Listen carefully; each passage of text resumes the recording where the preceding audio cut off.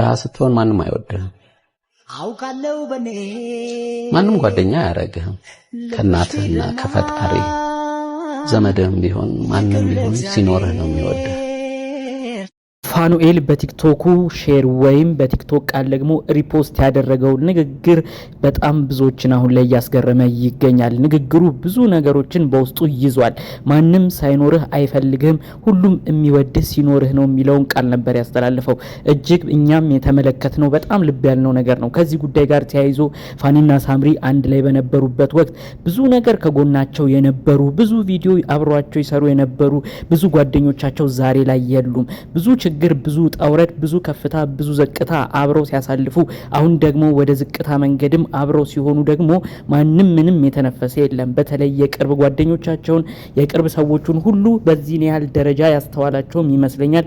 ሁሉንም ነው እንግዲህ በዝርዝር ማሰማችሁ። በተለይ ፋኒና ሳምሪ በነበራቸው ፍቅር ጊዜ ከጎናቸው የነበሩ ዛሬ ግን የጠፉ ሰዎችን እንዲሁም ደግሞ የፋኒ ወንድም የሆነው ዳኒ ወሳኝ መልእክት ያስተላለፈውን ነገር ነው እንግዲህ እሱንም በዝርዝር ማሰማችሁ። ሰላም ውድ ሀገሬ ልጆች በያላችሁበት ሰላማችሁ ይብዛልኝ። ዛሬም አዳዲስ በሆኑ ጉዳዮች ብቅ ብለናል። ለዚህ ቻናል አዲስ ከሆናችሁ ሰብስክራይብ በማድረግ ሁሌም እንለቃቸው ቪዲዮዎች እንዲደርሱ ይሁን። ቀጥታ ይዘን ወደ መጣነው ዝርዝር መረጃዎቻችን እናልፋለን። እኔ በፋኒና ሳምሪ ጉዳይ ብዙ ነገሮች ያው የተለያዩ ሀሳቦችንም ስሰጥ ነበር፣ የተለያዩ መረጃዎችንም በዚሁ ቻናል ሳጋራችሁ ነበር።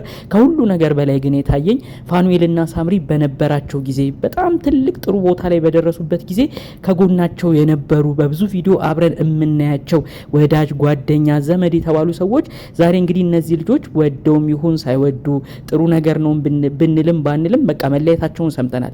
ነገር ግን በመለያየታቸው አንድም ከጎናቸው ሆኖ ኧረ ተው በዚህ በኩል ኧረ ረፉ በዚህ በኩል ብሎ አንድም ቪዲዮ የሰራ ሰው የለም።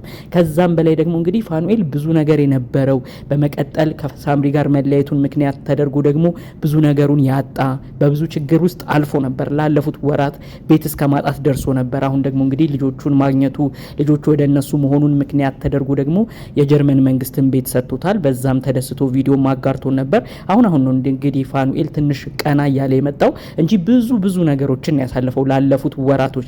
ታዲያ በዚህ ጊዜ የነበረበትን ስሜት ነው አንዲት እህታችን በቲክቶክ አረብ ሀገር የምትኖር እህታችን ያጋራችውን ቪዲዮ እሱም ይሄ ሀሳብ ያስማማኛል ብሎ ወደ ራሱ ቲክቶክ በማምጣት የሷን ቪዲዮ ሼር ወይም ሪፖስት ያደረገው ማለት ነው። ያው ቪዲዮ ላይ ያያችሁት ልብ ያላችሁት ነው። ሁሉም ሰው ሲኖርህ ነው የሚፈልገው። ድሃ ከሆንክ ማንም አይፈልግህም። እናትህና ፈጣሪ ብቻ ነው የሚፈልግህ። ከዛ ውጪ የገዛ ዘመድህ የኔ የምትለው ሰው ሁሉ አይፈልግም። በአጠቃላዩ ድሃ ስትሆን ማንም አይፈልግህም የሚል ይዘት ያለውን ንግግር ነው እንግዲህ ፋኒም በቲክቶኩ ያጋራው ማለት ነው። በጣም ብዙ ህመሞች፣ ብዙ ነገሮች በዚህ ቪዲዮ በዚህ መልእክት ውስጥ እንዳሉ ፋኒም ይህን ነገር በብዙ ስሜት ውስጥ እንዳለፈም ይህ ቪዲዮ ይናገራል። እኛም የተመለከትነው ነው። ፋኒ ብዙ ነገር ነበረው በሚኖርበት ጀርመን እንዲሁም ባደገበት በተወለደበት ኢትዮጵያ ሀገሩ ከሳምሪ ጋር በመሆን ብዙ ንብረቶች አፍርተው ነበረ። ብዙ ጥሩ ነገር ላይ ነበሩ። በነዛ ጥሩ ነገራቸው ከነሱ ጋር ቪዲዮ መስራት የማይፈልግ ሰው የለም ነበረ። ከነሱ ጋር የማይታይ ወዳጅ ጓደኛ የለም ነበር። ነገር ግን እንግዲህ በመለያየታቸው ምክንያት በመጣው የተለያዩ ውጣ ውረዶች መካከል ግን ፋኒ ብዙ ሰውን እንደተረዳ በተለይ የቅርብ ሰውንም እንዳየበት ጭምር ነው እንግዲህ የቪዲዮ ይዘት ጠቅለል አድርጎ የሚነግረን ማለት ነው። በሌላ በኩል ደግሞ እንግዲህ የፋኒ ወንድም የሆነው ዳኒ በቲክቶክ በዩቲዩብ የምናቀው በብዙ ጊዜያቶች ላይ በሳምሪ እንዲሁም በእናቷ ጂጂኪያ ብዙ ወቀሳ ይደርስበት የነበረው ወንድሙም አንድ ወሳኝ መልእክትን እሱም በቲክቶኩ አጋርቷል ማለት ነው። እንግዲህ ይህ የወንድሙ የዳኒ መልእክት ቀጥታ ይህ መልእክት ለፋኒ ነው ባይልም ሁኔታው ግን ለፋኒ እንደሆነ ይገልጻል። በዛም በመነሳት ብዙዎች በኮመንት ራሱ የፋኒን ወንድም ዳኒኤልን የተለያዩ ነገር ሲጠይቁትም ተመልክተናል ማለት ነው። እንግዲህ ዳኒ የለቀቀው ጽሁፍ ምንድነው?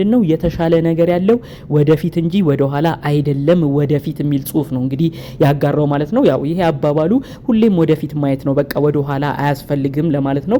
ይህም መልእክቱ እንግዲህ ለፋኒ የሚያደርሰው አይነት ነገር ነው ይዘቱ። ታዲያ በዛ ኮመንት ነው ብዙዎች በመምጣት አንተ የፋኒ ወንድም ነህ፣ እባክህ ወንድምህን እንዳትተው፣ አንተ ነህ በጀርመን በሰው ሀገር ብቸኛ ዘመዱ፣ እባክህ ፋኒን አትተው፣ ከጎንህ ሁንለት እያሉ ብዙዎች ጥሩ ፍቅር እየገለጹ ለዚህ ወንድሙም ኮመንት ሀሳብ አስተያየት ሲሰጡት የነበረው ማለት ነው። እሱም በስቲከር እያደረገ መልእክታቸው ልጃቸውን ሲቀበልም ተመልክተናል ማለት ነው። እንግዲህ በብዙ ወቀሳ ነበር ስሙ ይነሳ የነበረው የፋኑኤል ወንድም የሆነው ዳኒ። በተለይ ሳምሪ ደግሞ እንግዲህ ከፋኒ ጋር ተጣልታ በነበረበት ጊዜ እኔ ወንድሙ እንዲመጣ ሁሉ አድርጌ ነበር፣ ዛሬ ወንድሙም ለእኔ ፊቱን አዙሮብኛል፣ እዛው ለወንድሙ ተደርቧል፣ ለፋኑኤል ተደርቧል እያለች መልእክት ስታስተላልፍ ነበር። በሌላ በኩል እናቷ ጂጂኪያን በብዙ ነገር ወቅሰው ነበረ። ያ ልጅ ከኢትዮጵያ ጀርመን ለመምጣቱ ራሱ የልጄ ድርሻ ትልቅ ቦታ ነበረ፣ እሱም ከርቷታል እያለች እንግዲህ ዳኒን በብዙ ነገር ስትወቅሰው ነበር። በሌላ በኩል ደግሞ እንግዲህ ዳኒም የራሱን መልስ ምቶች በወቅቱ ሲሰጥ ነበር። እኔ እነሱ ረድተውኛል፣ አመሰግናለሁ፣ ነገር ግን በሚባለው ደረጃ እኔ እንደዚህ አስቸግሬ እነሱን ምንም ያረኩት ነገር የለም። በብር ብድርም ቢሆን እነሱ ያበደሩኝም ብድር መልሻለሁ። ከዛ ውጪም አጎቴ ነው ብዙ ብር አበድሮ ወደ ጀርመን እንዲሄድ ያረገኝ። በዚህ ያህል ደረጃ እንዲህ አደረኩ ተብሎ ባይወራ ጥሩ ነበር ብሎ ስለ ሁኔታው ገለጻ አድርጓል። ፋኑኤልም በራሱ ደግሞ ይህንን አጠቃላይ ወንድሙ የተወቀሰበትንም ጉዳይ ሲናገር ነበረ። እኔ ለወንድሜ ጀርመን እንዲመጣ ያበደርነውን ብድር በሰዓቱ ሰርቶ ከፍሎናል። ለምንድነው በዚህ ያህል ደረጃ የኔን ዘመዶች በእንደዚህ ሁኔታ ሚዲያ እየተወጣ መወራቱ መታማት ውስጥ የተፈለገው ብሎ ፋኒም እንግዲህ ለወንድሙ ጠበቃ በመሆን ለዳኒ ጠበቃ በመሆን መልእክቶችን በወቅቱ ሲያስተላልፍ ነበር። እንግዲህ አሁን በአጠቃላዩ እንደሚያሳየው ያው በፋኒ በኩል የቅርብ ሰው ያለው ወንድሙ ነው። ዳኒ እዛው ጀርመን ነው የሚኖረው። ስለዚህ ብዙ ነገሮች ላይም ከጎኑ በመሆን እያጽናናው፣ አንዳንዴም ደግሞ ልጆቹን ፊሎና አዳምንም እየያዘለት እየተንከባከበለት ወንድሙ ፋኑኤልን እያገዘ ነው የሚገኘው። አንዳንዴም ደግሞ በጽሁፍ እሱን የሚመስሉ ለሱ ያበረቱታል የተባሉ ቃላቶችን እየመረጠም ጭምር በቲክቶኩ ላይም እየደገፈው ሀሳብ እየሰጠው ይገኛል ማለት ነው። ታዲያ እነዚህ የቲክቶክ ጽሁፎቹንም ፋኑኤል ቀጥታ ነው ሪፖስት ሼር እያደረገ የወንድሙን ጽሁፍ ወይም መልእክቱን እየተቀበለ የሚገኘው ማለት ነው። ታዲያ ይህንን አስመልክቶ ነው ብዙዎች አንተነህ ቅርብ ያለህ ወንድሙ እባክህ ከጎኑ ሁንለት፣ ፋኒ ሰው ያስፈልገዋል፣ እባክህ ብቻውን እንዳይሆን በማለት ብዙዎች ተማጽኗቸውን ሲያሰሙ የነበረው። ጠቅለል ባለመልኩ እንግዲህ ወንድሙ ዳንኤል በፋኒም እንደማይደራደር ወንድሙንም እንደሚወድ እንደሚያከብር እንዳለለትም ጭምር እንግዲህ እያሳየ ነው በተግባር። እሱንም መልእክቱን ነው በተለያዩ ቦታዎች እያሰማ የሚገኘው ማለት ነው። እንግዲህ ፈጣሪ አምላክ ለፋኒና ለሳምሪ የሚያመጣው ሰላም ካለ እውነት ሰላማቸውን ያምጣ። አለበለዚያ ግን ብዙዎች እንደሚሉት እነዚህ ልጆች ወልደዋል፣ ፊሎና አዳምን የመሰለ ልጆች ፈጣሪ አምላክ ሰጥቷቸዋል።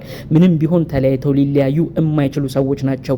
ቢቻል አብሮ መኖር ካልተቻለ ግን ጠላት ሆኖ መለያየቱ ጥሩ ስለማይሆን እባካችሁ አሁንም በፋኒም በሳምሪም በኩል ያላችሁ ሰዎች ፍቅር ሰላም እንዲወርድ አድርጉ።